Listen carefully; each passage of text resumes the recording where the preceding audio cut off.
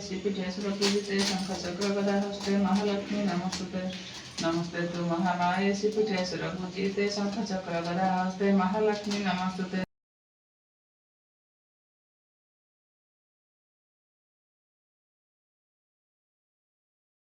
पूजिते शंखचक्र गदाहस्ते महालक्ष्मी नमस्तुते।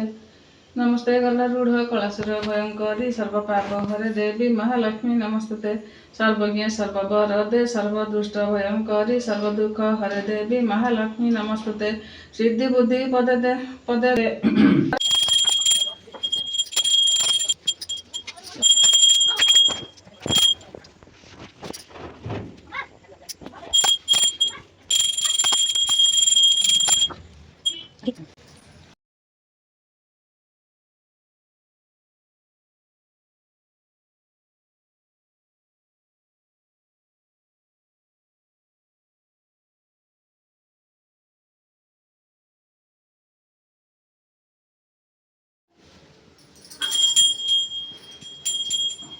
घर दुल्हनी नमस्ते नमस्ते लक्ष्मी विष्णुक घरणी नमस्ते कमला माए अति दयावती सागर जंगम कीट आदि पालुनीति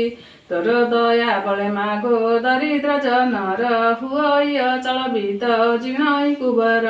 तोर दही माने माग अन्न न मिलई जेते अरजिले केभे पेट न पुरई तोहर चरित मन देई जे शुणई किय बाभ कति भावे सर्वदा गुणई तार दरिद्रपण जाए दूर होई सर्वदा प्रसन्नताकु किंचिते मु करिबि रचना जगत जननी बारे दिय दिव्य ज्ञान सर मुनि दुई भ्रमी भ्रमी एक ग्रामे प्रवेशिले जाई सही दिन मार्गशीर मास गुरुबार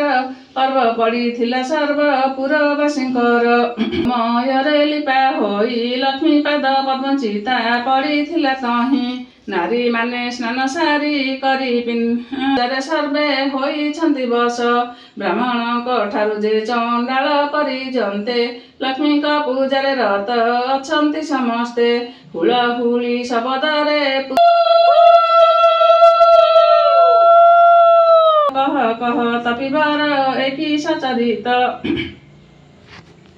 ब्राह्मण चंडाल आदि समस्त जाति रे करुछन्ति कि उत्सव आनंदमती यह शुणी पुछई से क्षणी कि रूपे पूजा हुए कहा पूजा पुणी बुझाई ता सब कह हे नानी गोसाई अइले मनकु मोर व्रत कर दशखिय सुतरे जे व्रत करिब लक्ष्मी दुबरे जे व्रत गुड़ाइब महालक्ष्मी गुआ पाखे पूजा करी जतन रखिब ताकु कुटी चुना करी जतन रखिब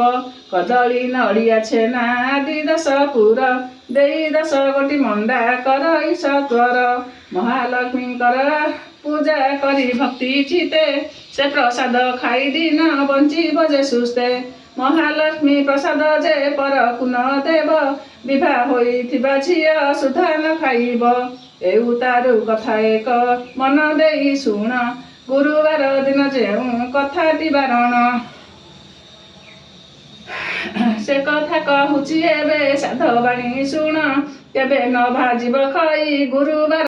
लक्ष्मी ताहांकर पासे मिलन्ति तक्षण पति सेवा बिना नाही नारींकर गति पति सेवा नारी करे